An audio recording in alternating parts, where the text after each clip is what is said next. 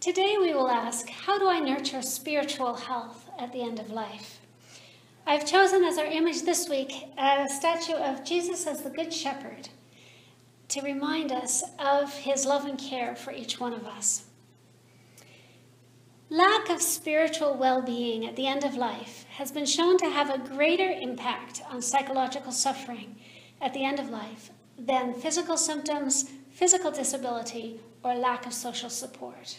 Now that's quite a statement, and just think about that for a moment. What that's really saying is that our number one priority at the end of life should be spiritual well-being.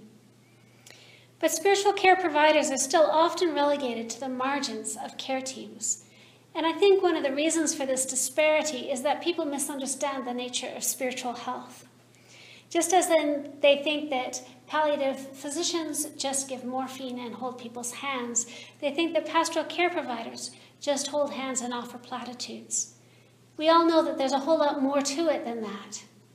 This week we're going to look at what that whole lot more to it might involve. We'll start by looking at how to assess spiritual health when someone is seriously ill.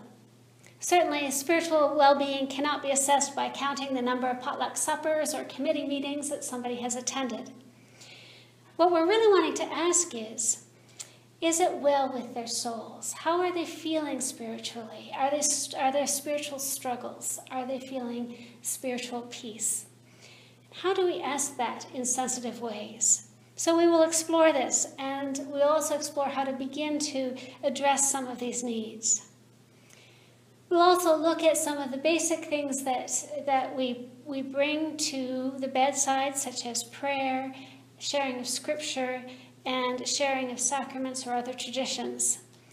I'm often asked by clergy, how should I pray for so-and-so?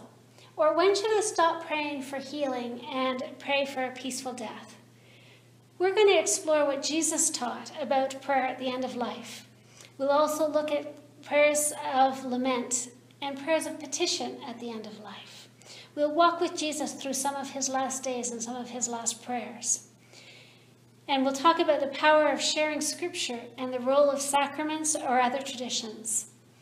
So hopefully we'll have a better idea by the end of this week how to assess where people are spiritually and how to lead them along the journey closer to Jesus. I look forward to exploring with you what it means to care for people spiritually at the end of their lives. Thank you.